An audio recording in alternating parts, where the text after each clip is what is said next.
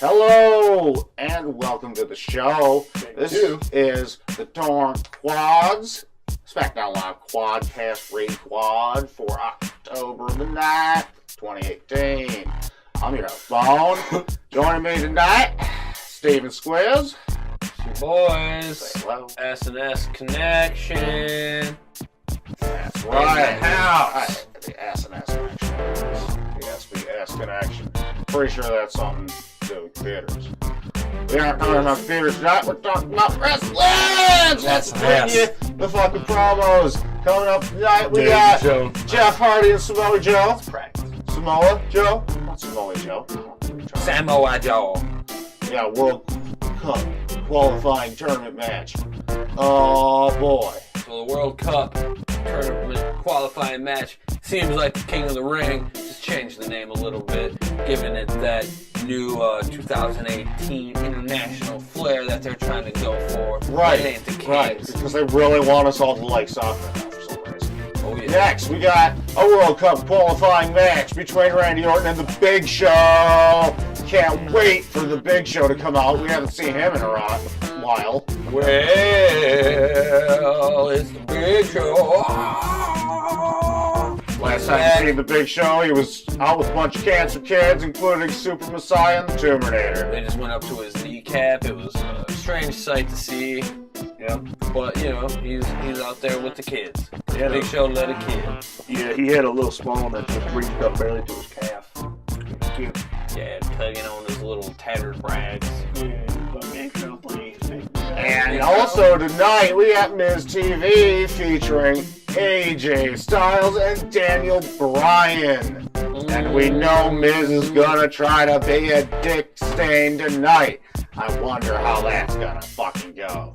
But anyway, we just watched the first match of the show, which was an excellent match between Becky and Charlotte Flair. Really great match. Really great match. Really great match. Not much framing. And it was a great opener for SmackDown. Really a weird opening kind of a thing, don't you think, Steve? Yep, they started off without any introduction. They just went through the regular logo, and then next thing you know, it's the announcers calling, saying this is the women's title match, and Becky and Charlotte in the ring, ready to go. Yeah, they announce it, ring the bell, and that's all that they've talked about. Pretty much. We got those three little promos, which just clips, real fast, clips, and then bam, right to a match. No 40-minute long promo that makes me want to rip my ears off. No. Oh, Big Don, this is my yard. I can only say catchphrases. Yeah, none of that. Wrestling show opening up with wrestling. With wrestling. What do you think about that? Goddamn glorious. So let's get into the meat and potatoes of this match here. Oh yeah. They start off strong. There's a lot of rest hold. Well, not really rest holds. They're wrestling. There's a lot of wrestling holds here. Yeah, struggling for dominance. They're each trying to break each other's arms for like the first half of this match. Working on the arms, yup. Fucking Becky grabbing Charlotte, dragging her fucking eye across the rope here in this shot. I was really impressed with that one. Yeah, that was good. That was a good shot for sure. Yep. More with the arm, working on it. Because, that's her finish. Yep. Just couldn't get it, though. No. It was back and forth. These girls were in and out of the ring.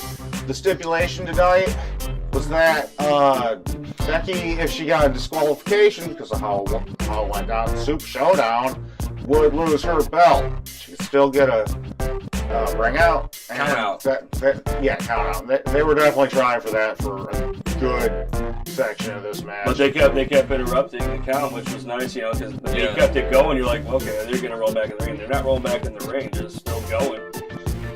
Charlotte with some huge power moves, like this one-armed fucking power bomb here. Yeah. Oh yeah, classic. Incredible. Classic power wrestling. She is. She's a powerhouse. Dude, she's a monster. Charlotte, for as much as people like to rip on her physical appearance or whatever. Like me. Like you, and some of the other quadmans. We're just being juvenile. And people on the internet in general. But you gotta admit she is one of the top ladies. And she's not just there because she's Ric Flair's daughter. Because, I mean, David Flair tried to do that, and he did not work out in WCW. Look him up. Ryan doesn't even know. Exactly. Anyway, we end this thing. Becky is running up the ramp. She kicks Charlotte in the fucking face. Thinks she's done with her. No. Charlotte full speed spears her right into the fucking lighting panel in the back. Yeah, the LED board or whatever. And they're just laying in a fucking heap to close this fucking segment. Looks good. Shit looks broke up there at Gorilla. Everybody's panicked and worried. And then we get this fine image of Charlotte being a blood girl with blood arm. Oh yeah. More to come. Big spot to end the opening show. Like, it almost seemed like that would be like a main event finish for the open of the show. So I mean, they went and busted the fucking the LED board in the first match. That's pretty fucking hilarious. I hope like, the rest does of like they hardly do that. I hope the rest of the night they just like leave it broken. But yeah, overall I give this match a B+. Yeah, I was entertained the whole time, and I liked the fridge. Great. B+. B+. I'll give it a B+ too. Solid B+ from this Unanimous match. B+ for the ladies. Anyway, moving on. We're about to get into Jeff Hardy and Samoa Joe for the World Cup Tournament qualifying match. So let's get straight away with that. All right. So we got Samoa Joe, and we got Jeff Hardy. Jeff Hardy took a hell of a beating through most of this match, but due to Joe's knee injury, he eventually wins. Yeah, Jeff just kept attacking the hell out. Once he saw a weakness in Joe's leg, he just went full out, and Joe just could not get back on the offensive. Basically came down to the referees stopping the match because Joe literally could not stand. So, but it was I really wanted Joe to win, but you know what? If they're gonna do something with Jeff Hardy and progress his storyline somewhere, hopefully, then that's a good trade-off if they've got something else planned for Samoa Joe. Yeah, there was some key things to take notice of during this Jeff Hardy Samoa Joe match. Was that they made a point to mention Jeff Hardy being changed. Let me put the finger quotes on the screen here. Being changed by the Hell in the Cell, and you could see a difference in his wrestling style, where he, instead of being, the daredevil, fearless guy, he was literally just stomping on Samoa Joe's leg until he couldn't stand up anymore.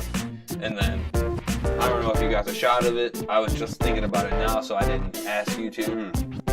But after the match, he was sitting on the apron, and then he smiled. So, things to think about and notice. He was way more aggressive. Yeah. And just and usually they as Jeff Hardy wouldn't normally do that to somebody. Right. He knew that Joe was hurt. Joe couldn't stand, and he just kept attacking us. So he was being way more aggressive. Not our normal Jeff Hardy. Right. He was perhaps a little bit closer to broken. That's fucking awesome. Yeah, they're definitely doing I want to see more of that gimmick. It was the best gimmick wrestling for the past fucking 15 years. I agree. Holy shit. Yeah, they're definitely doing there hasn't been anything something like that since The Undertaker. With Jeff. They're definitely doing something with Jeff. So I hope so. Keep your eye on that. But overall, I give it a C. I never like a ref stoppage match, but it's interesting for the storylines. I'm gonna give this a solid B because the match itself was good, and the fact that the ref had to stop the match isn't necessarily a bad thing to me. It makes a lot of sense. That's basically how AJ won his match last night at Super Showdown or whatever. He beat him up until Joe's fucking leg got all fucked up, and he took advantage of it for the win. And that's what happened with Jeff here. Otherwise, Joe would have fucking squashed Jeff. He was beating Jeff to death at the start of this. It was just one bad mistake, and Jeff took advantage for the win. And I think like, storyline-wise, I think they played out the right story in the ring, even though it wasn't exactly what we expected, which is another thing. It was an unexpected thing to see Joe lose like that. Yeah. Usually Joe will get back up and tell the ref to fuck off. This time it was like, no, Joe came and walked, dude. Yeah. That was good. I'll give that a B. They're progressing storylines right now, so that I think that outcome didn't hurt any of them. No. So that if they're gonna progress the storyline, this is how you do it. And I'm fine with it. I'm invested. I give it a B. I give it a B as well. I enjoyed the match and the storyline. We're leaving that out into a C+. That's not so bad. It's not too bad. This picture here, of course, is the moment when the ref stops the match. Mojo in tremendous amount of pain. Absolutely unable to continue. Sad for Joe. He's one of my boys. Anyway, let's see what we got next on the show. And we're back. And we're here. Miz TV. Entering the ring is the Miz. Followed shortly by AJ Styles. Followed shortly by Daniel Bryan.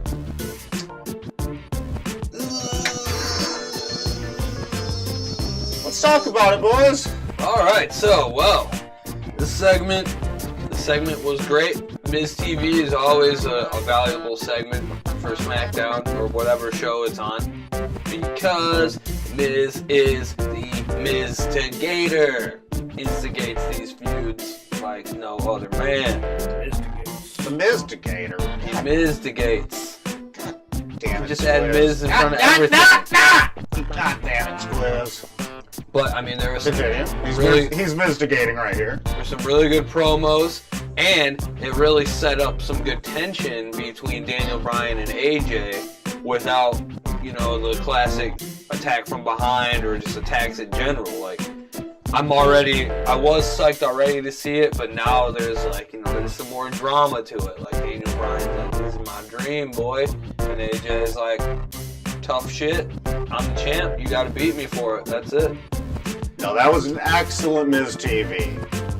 They made fun of Miz in an effective way. Mm-hmm. Miz fired back in a very effective way.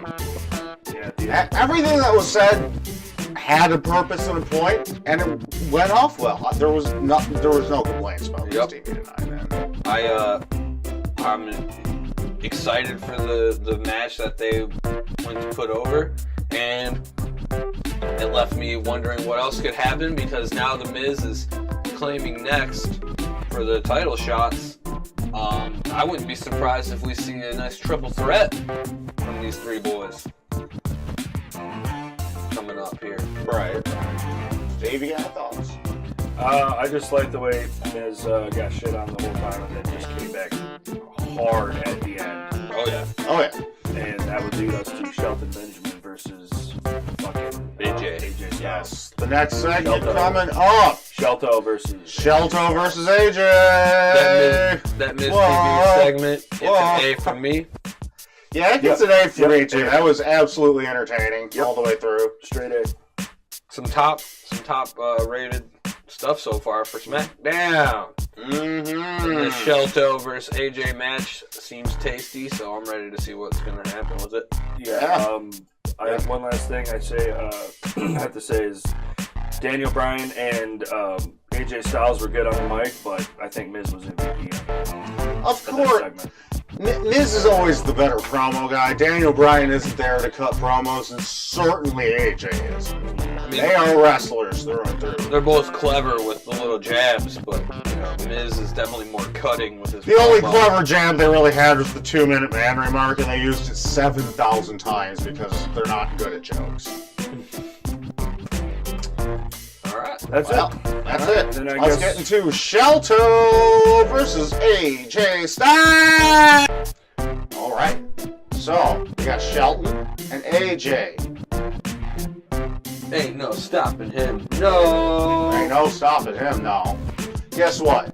It's a goddamn excellent match. Great match. Lots of action. Very fast-paced, very hard-hitting moves from both men. Excellent. Boys, talk about it for me.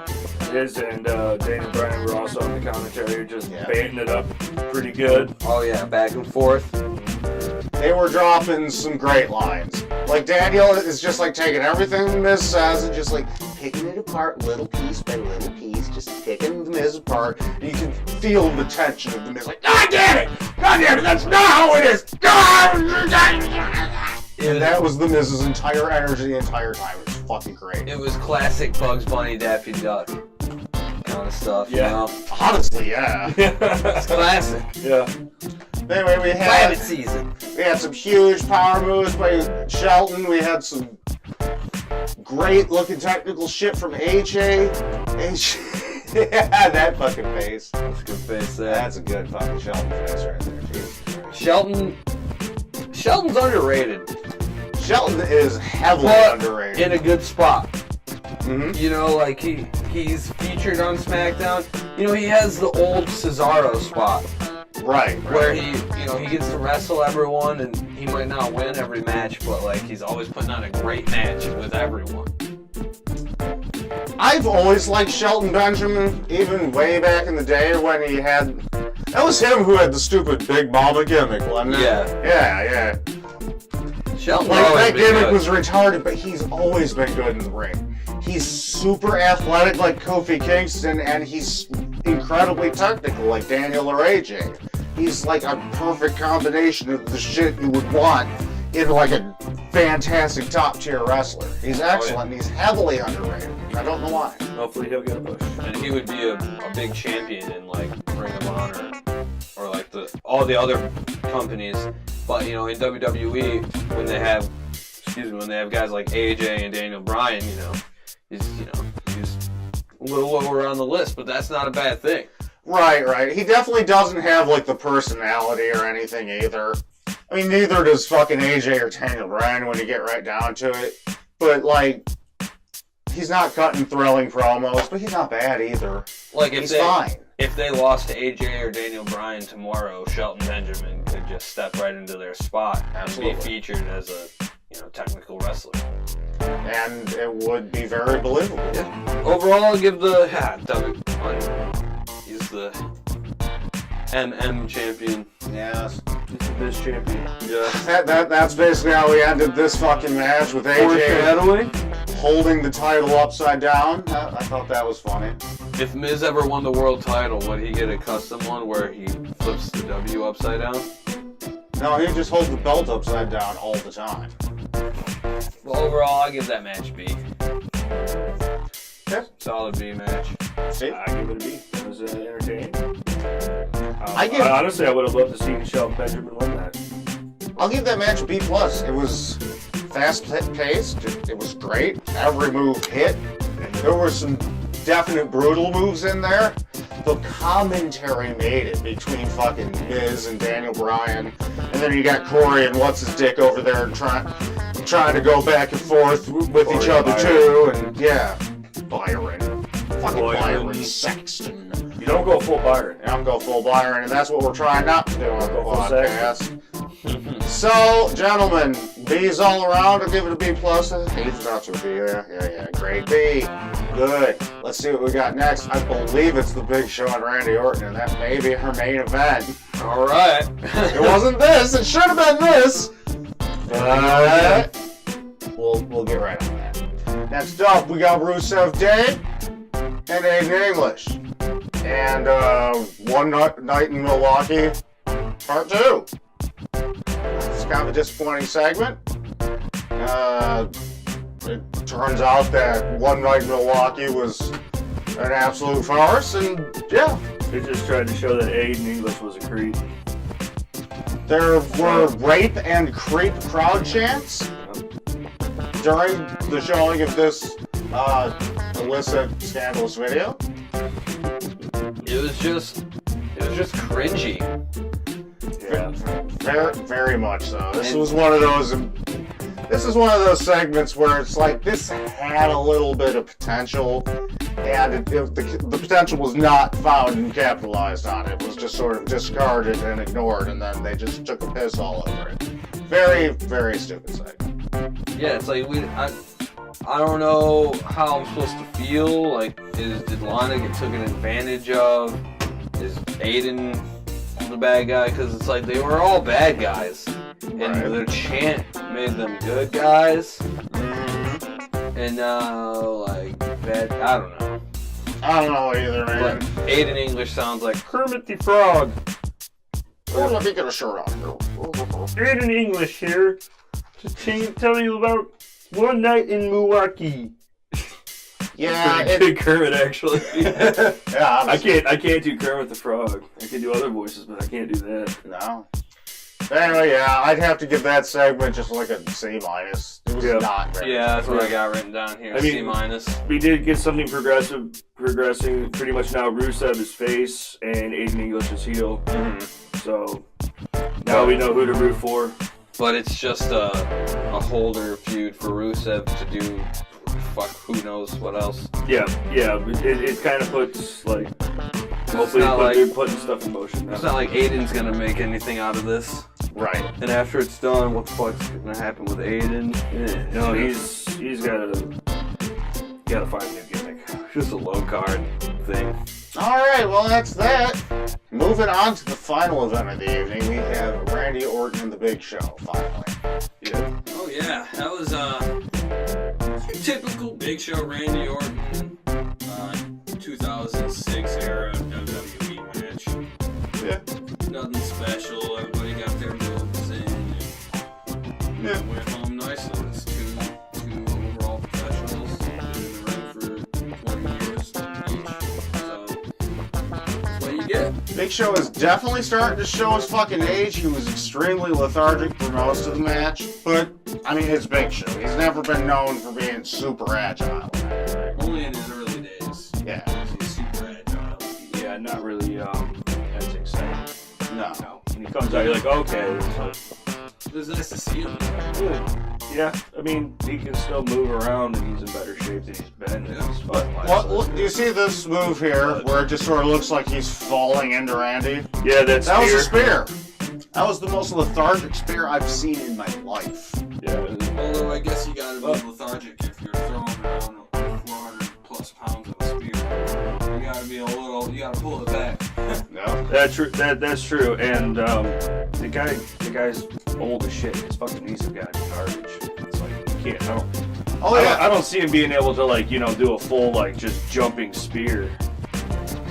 No, not so much. But he did get that fucking choke slam off. You did get that choke slam. And it was picture perfect. Yeah. That looked great. Yeah. Like, Big Show definitely did some good Big Show stuff, but it's still Big he's Show. He's old as shit and he's Big Show. Like, it's not getting any better, folks. But, Randy hits the RKO out of nowhere for the win. Yeah. So after telling a cameraman to move. Yes, after telling the cameraman to move. And right there is our fucking picture as we go out. That's Randy's victory face. Yep, he's happy. He's a happy boy. He just got some candy. I guess that's how Randy looks when he's happy. Happy Randy. And that's basically the show, boys. I'd give that last segment just like a C. It was fine. It wasn't good or anything. Yeah. But it was fine. Show overall. B-. Steve? I'll give it a B. I would give it a B. Like, everything in the show is basically B grade. And the stuff that was bad was only a little bit bad. No iconics. No iconic shit. That just bumped it up to a B+. Plus. They cut off for Hulu. Probably. Yeah. Thank you, Hulu. Thanks, Hulu. Yeah. Yes, we're definitely not watching the live streams anymore. It's just too fucking tedious. Hulu gives us plenty. And if you guys really want to see whatever they take off of Hulu, you probably got bigger problems than we do here on the Torn Quads Quadcast. Or you could, if you got something you want to gripe about, put it in the comments. Well, any of you boys got any final thoughts? Way better than Raw. Classic Smackdown. Killing it. Much better than Raw. Great Smackdown. Good show. Anyway, we're the Torn Quads on Boan. That's Squiz and Steve. We hope you like the show. Like, share, subscribe, comment. Do all that fun social media shit. Engage with the Torn Quads. We are here. We are looking for your questions. Hit us up on Twitter at the Torn Quads. We got a fucking thing on pro boards now for if you like forums because you've been on the internet for entirely too long and you don't know how to communicate like a human being anymore. Please! Or don't. Help us grow the Torn Boss channel. It's a good channel. We want to grow into precious flowers. Or just don't. Or do. Please?